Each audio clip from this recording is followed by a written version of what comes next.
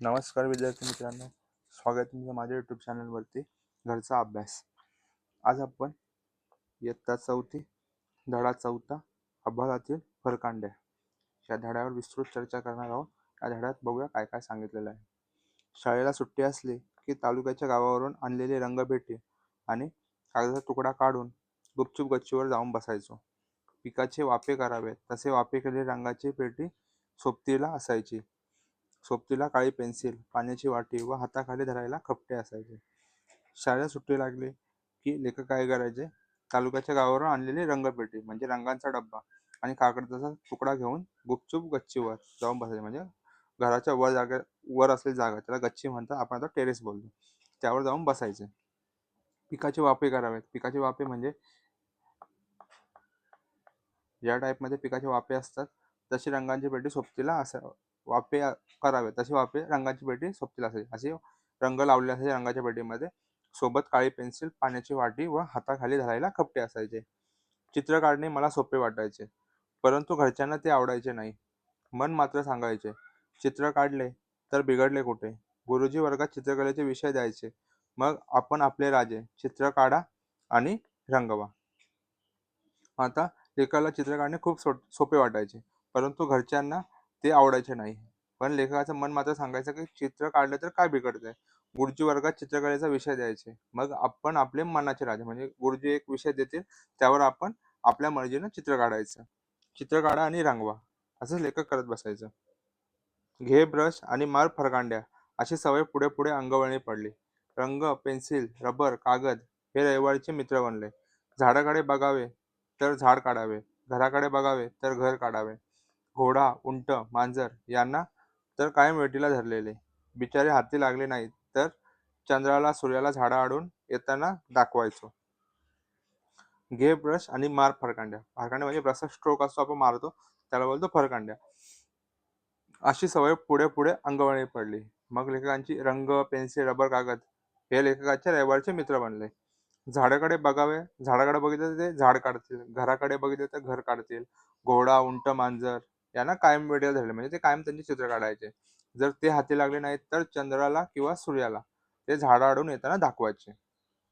तर पुढे, आणि माणसांना रस्त्यावरून जाताना वाटेला धक्का लागला तर रंगाने गडूळ झालेले पाणी मांडीवर सांडायचे. चड्डीची एक बाजू आपोआप रंगीत व्हायची. एखाद दुसरे बोट तोंडावर लागायचे. कागदावरील चित्र रंगून पूर्ण व्हायच्या आधी कधी नाक तर कधी केसाची एक बट अशी हाताची 5 बोटे रंगाने माखलेली असायची. आता माणसांना रस्त्यावरून जाताना दाखवत असताना वाटेला धक्का लागला की रंगाने गडूळ झालेले पाणी मांडीवर सांडायचे, म्हणजे पाणी अंगावर उडतं. नंतर नंतर त्या पॅन्टवर रंगीत कलरचं पाणी त्यांच्या अंगावर उडायचं. एखाद दुसरा बोट तोंडावर लागायचा, म्हणजे तोंडावर लागलं की चेहऱ्यावर रंग लागायचा, कधी केसांवर, कधी नाकावर, तर कधी हाताची 5 बोटं माखलेली असायची. हा इथे चित्र काढताना एक मुलगा दाखवलेला आहे. ही रंगपेटी, पेन्सिल, रबर, ब्रश हे चित्र आहेत. 6माही परीक्षा संपल्यानंतर गुरुजींनी पाठवलेला उशिरेचा तक्ता पाहून भडकलेल्या आईचे चित्र कागदावर काढून भिंतीवर लावायचो. त्याखाली रागावलेली आई एवढी ओळ टाकलेली असायची. सरळ नाकाच्या आईचे वाकडे नाक दाखवले की तिचा चेहरा बघण्यासारखा व्हायचा. ज्यांचा ज्यांचा राग यायचा त्यांची वेडेवाकडे चित्रे काढून त्यांना दाखवायचो.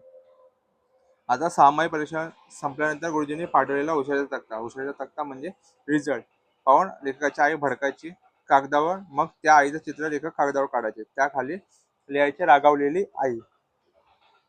नंतर सरळ नाकाच्या आईचे, म्हणजे आईचे लेखक वाकडे नाक दाखवायचे. तिचा चेहरा बघण्यासारखा व्हायचा. ज्यांचा ज्यांचा राग यायचा त्यांची वेडी वाकडी चित्रे काढून त्यांना दाखवायचं. एकदा असे सुट्टीच्या दिवसात घराच्या अंगणात चटई, ब्रश आणि रंग आणि ब्रशी घेतली. पुन्हा पुन्हा उठ बस करायला लागू नये म्हणून गडूभर पाणी आणून ठेवले. हाताखाली धरायचे कपडे कोणीतरी पळवलेले होते. शेवटी रागे रागे स्वयंपाकघरात जाऊन लाकडी पाट आणला. पाट मांडीवर ठेवून कागद अंथरला. आकाश रंगवायला घेतले. बशीत 2 थेंब पाणी टाकून निळा, तांबडा व जांभळा रंग कालवला. तिन्ही रंगांचे ओघळ एकत्र झाले. त्याचा एक रंग बनला. पाहता पाहता बशीतच आकाश अवतरले. ब्रशचे मऊवर केस तेही रंगात न्हाऊन निघाले. बोटांवर पसरलेले रंग कधी वाळून गेले कळले नाही. एकदा सुट्टीच्या दिवशी लेखकांनी चटई, ब्रश, रंग, बशी घेतली व पुन्हा पुन्हा उठबस करायला लागू नये म्हणून गडूभर पाणी त्यांच्या जवळ घेतलं. हाताखाली धरायचे खपटे म्हणजे आपण पॅड धरतो. कोणतरी पळवले होते. शेवटी रागे स्वयंपाकघरात जाऊन लाकडी पाट लेकरांनी आणला. तो पाट मांडीवर ठेवून त्यावर कागद अंथरला. आकाश रंगवायला घेतले. मग बशीत 2 थेंब पाणी टाकून निळा, तांबडा, जांभळा रंग मिसळला. तिन्ही रंगांचे ओघळ एकत्र झाले. त्यांचा एक रंग बनला. पाहता पाहता बशीतच अवकाश अवतरले असं लेखकाला वाटलं. नंतर ब्रशच्या मूळवर केस हे त्यात न्हावू नये म्हणजे ब्रश त्याने त्या बशीमध्ये बुडवला. बोटावर पसरलेले रंग कधी वाळून गेले लेखकाला समजलेच नाही. सारवलेल्या जागेचे पोपडे निघावेत तसे रंगाचे पोपडे निघायचे. एखाद्या रंगाचा शितोडा कधी गालावर, कधी कपड्यांवर हलक्या पावलाने जाऊन बसायचा. त्याचे एक बिरबलते आभाळ व्हायचे. चोर पावलाने अंगणात आलेली आई प्रेमाने चापट मारून म्हणायची, "तू आकाशाला रंगवतोस की स्वतःला? चल मी तू आकाश रंगून दाखवते." असे म्हणत ती जवळ बसायची. तर सारवलेल्या रंगाचे पोपडे निघावे म्हणजे पापड्या निघतात तसे रंग निघायचे. एखाद्या रंगाचा शिंतोडा त्यांच्या गालावर, कधी हातावर, कधी कपड्यांवर बसून राहायचा. बिरबलते आभाळ व्हायचे. त्याचे एक भिरभरते आभाळ व्हायचे. चोर पावलाने आई लेखक काय करतात हे पाहायला यायची. मग ती लाडाने येऊन लेखकाला म्हणायची की तू आकाशाला रंगवतोस की स्वतःला? चल मी तुला आकाश रंगवून दाखवते. असे म्हणत ती जवळ बसायची. आकाश रंगवायला कुंचला रंगात बुडवायची. पक्षाने पंख फडफडावेत असे तिच्या हाताचे व्हायचे. रंगाने भरलेली बोटे इकडे तिकडे लागल्यावर कशी दिसत असेल माझी आई, ती दिसायची फुलपाखरासारखी. चित्र काढताना झालेली फटफटी ती कबूल करायची नाही. मग लेखकाची आई लेखकाला आकाश रंगवून दाखवायची. पक्षाने पंख फडफडावेत तसे तिच्या हाताचे व्हायचे. रंगाने भरलेले बोटे इकडे तिकडे लागल्यावर कशी दिसत असेल माझी आई, म्हणजे लेखकाच्या आईचं पण रंग हातावर लागत असायचे. मग ती लेखकांना फुलपाखराचा समान दिसत असे. चित्र काढताना तिची झालेली फटफटी ती कबूल करायची नाही. मग मी तिचाच प्रश्न तिच्यासमोर टाकायचो. "असे कुठे रंगवतात का आकाश?" माझ्या गालावर चापट मारून ती लाडीकपणे उठायची म्हणायची, "रंगव बाबा, रंगवायचे जसं रंगव आकाश." मग आकाश रंगवायला मीच पुढे व्हायचो. आकाश कधी धुसर झाले, कधी निळे सावळे, कधी केशरी टिळा ल्याळळे. आकाश गर्द कुंकवासारखे बदलत गेले. आभाळातील फरकंड्या मला अजूनही जशाच्या तशा आठवतात.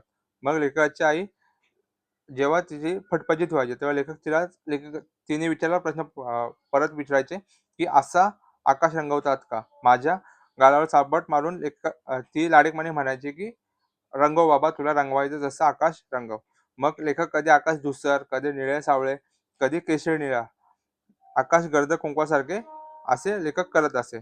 आभाळातील फरकंड्या मला अजूनही तशा आठवतात आणि लेखकांनी आभाळातील फरकंड्या लेखकांना अजूनही तशाच आठवतात. महावीर जोंधळे हे लेखकाचे नाव आहे. नवीन शब्द शिकूया.